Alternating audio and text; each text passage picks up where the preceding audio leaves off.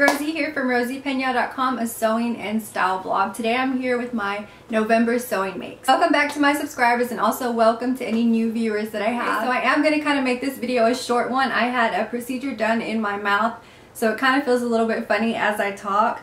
But the first thing that I want to get into is this heather dress.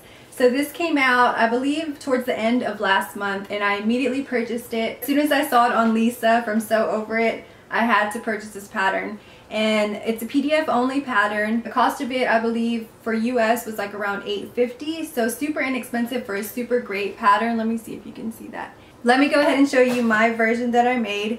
So I chose a Ponte knit in this beautiful herringbone print. I posted photos of me wearing this heather dress on my blog, and I'll go ahead and link to that in the description bar if you'd like to see it.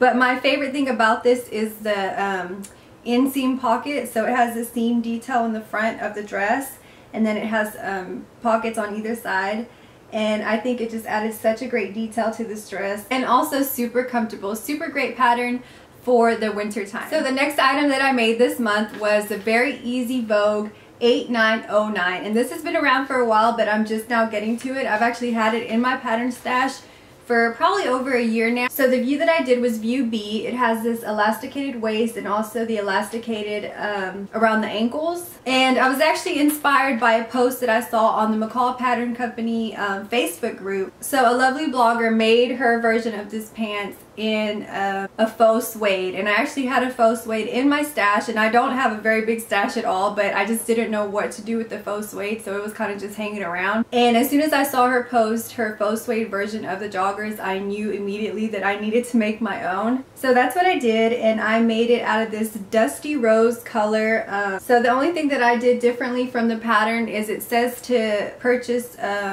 a drawstring, but I just made my own. It's very simple to do it just from the fabric, and I just tied a little knot at the end of it and clipped off the excess fabric. Here's the bottom. So it just has this elasticated. On the bottom it has 3 rows of a 1/4 inch elastic and 1/4 inch or 1/2 inch or 3/8. Let me look. Okay, so 3/8 of an inch elastic, and the same thing for the waistband. So the waistband actually has 3 rows of casing, but you only insert the elastic on the top row and the bottom row. So the middle row is left empty. So it still scrunches up and it adds a nice little touch to it. And the front seams, so you really can't tell, but the front seam, it's not actually a side seam. It has a side front seam. So the pockets are actually a little bit more towards the front instead of directly on the side of your pants. So I thought that was really cute too. And also they are so comfortable. I can't even describe to you how comfortable these are. And I actually paired it with the shirt that I was wearing in my last video, and this is another one that I'll be able to link in the description bar. I have several pictures of me wearing this, so either I'll insert a clip, I'll probably do both. I'll insert a clip of me wearing it, and then I'll also link to the blog post in case you want to check it out. So the next piece that I have is one that I said I would make last month and I didn't get around to it. So this pattern is the Vogue 9209. I showed it several times already on my YouTube channel, but the version that I did was view C, like I said I would. Here it is right here. Let me just show it to you. So the size that I cut on this was a size 10. So instead of sewing with the 5/8 of an inch seam allowance, I sewed everything with a 1/2 inch seam allowance, and that worked out really well. If I would have sewn it with the 5/8 of an inch, I wouldn't have been able to wrap it around my body. So this is a wrap skirt, which I've never sewn before. I've actually never even sewn a wrap dress, so in the spring I'm really looking forward to sewing a wrap dress. But my favorite thing about this pattern has to be the gorgeous button detail, but I have to tell you, I did not enjoy sewing the buttons on at all. So I found something that I don't really care for as far as sewing and making garments. I didn't really care for attaching the buttons. It was just kind of like, I wish they could just attach themselves. And this was actually a lot out of my comfort zone. It's pretty long, so, and it does have like a rather boxy shape to it as opposed to the fitted garments that I'm used to. But it was a great pattern, and I do suggest it if you like that type of boxy shape of a skirt and if you don't mind sewing buttons. So I'm gonna save actually my 2 favorite patterns for last. But this one was okay. It was fun to sew up, but I don't think it would be a practical piece for me to wear. But like I said, it was fun to sew up. So this is a McCall's 7291, and I mentioned it in my last video that I wanted to go ahead and try to make this. So that's what I did. I made this little capelet version, and you're not going to be able to see. And I actually didn't get any cool blog photos in this, but it's just this really cool capelet. So you can see the back. This is the back right here. So you just close it right here with the little ties. And again, they said to use ribbon, but I just made little ties out of the fabric. So that's actually the only closure of this little capelet. And in the back, like I said, has this really cool inseam, you know, wing detail of the capelet. And it stops about 2.5, 3 inches from the bottom. So one thing with this pattern, it does say it's a learn to sew.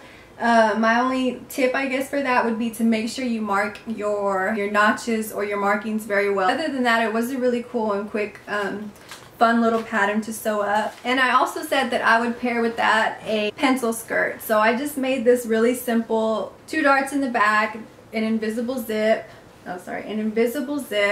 The length came to about a little bit below my knee. I didn't actually get blog pictures in this. I don't know if it was the fabric or if it was the day that I was sewing this. I kind of just wasn't really feeling the end result of it. And the pattern that I used for that is Simplicity 1070. So I modified the skirt version, which is view D of the pattern. So the skirt is actually a high waist skirt already, but the bottom of it doesn't taper in. The bottom of it kind of flares out. So I knew that I wanted it to taper in. So that's all that I did, was taper it in. And then I also added a back vent, because this actually doesn't have a vent. It has only a slit in the back.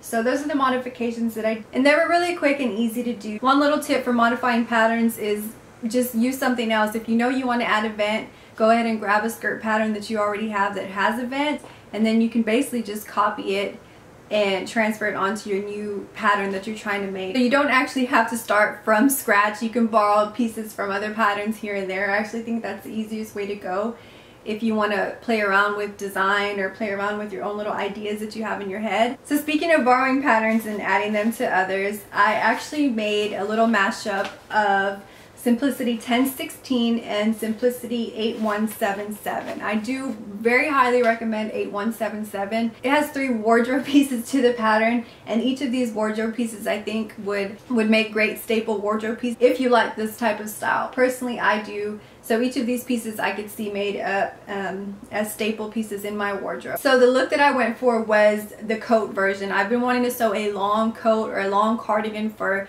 such a long time now. So I did view D, and the modifications that I did was I borrowed the shoulder tabs from the other pattern and I added those, and then I actually just made my own tie belt and my own little belt loop carriers for the side. I also added a small little buckle to the end of the tie belt just to give it a little bit more detail. So here it is.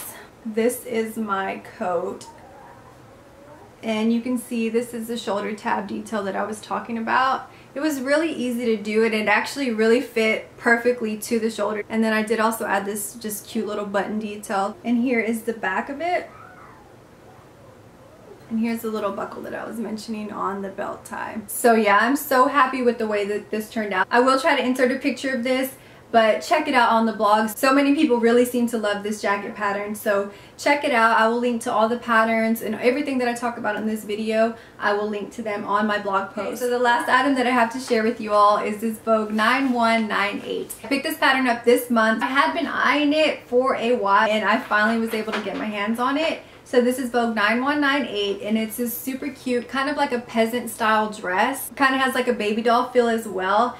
I think it looks so chic, and it's such a classic basic pattern, which I absolutely love. You can't really go wrong with classic pieces. So this is a great pattern. I do really recommend it. So I was actually going to wear my Vogue skirt on Thanksgiving, but I ended up wearing this dress. So here it is right here.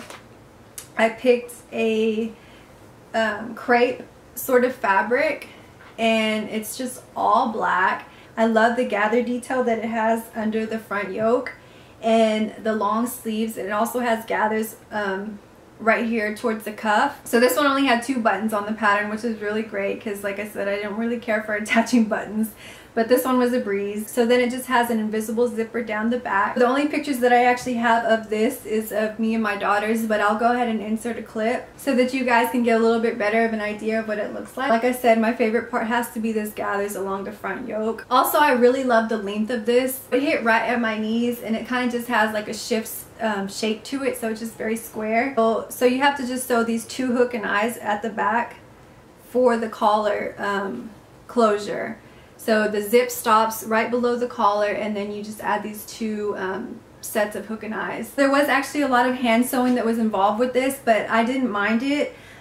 This fabric feels so luxurious to me, so I didn't want to do the typical stitch in the ditch. So with this, I wanted to take the extra time to actually do the slip stitches on the inside. You can see there, I just did a little bit of hand sewing just to tack the collar down, and I did the same thing on the inside of the cuff as well. Aside from the coat, I think this is my favorite make of the month. Thank you guys so much for watching the video. For my next video, I plan to do my favorite sewing tools. So I just want to share with you the tools that I like to use whenever I'm sewing up a garment. You can expect that on my next video. And also, I will be getting together my December sewing plans. I'm sorry this was a quick one. Like I said, I had a procedure done on my gums, so it feels really weird talking, and I kind of just wanted to breeze through this video. I hope you still enjoyed it, and like I said, I have outfit posts of most of these items that I talked about, so I will link to all of those pieces in the description bar. Make sure you check that out. Go ahead and hit the like button if you enjoyed this video. Subscribe to my channel if you haven't already. Check out the blog, and I will see you in my next video. Bye!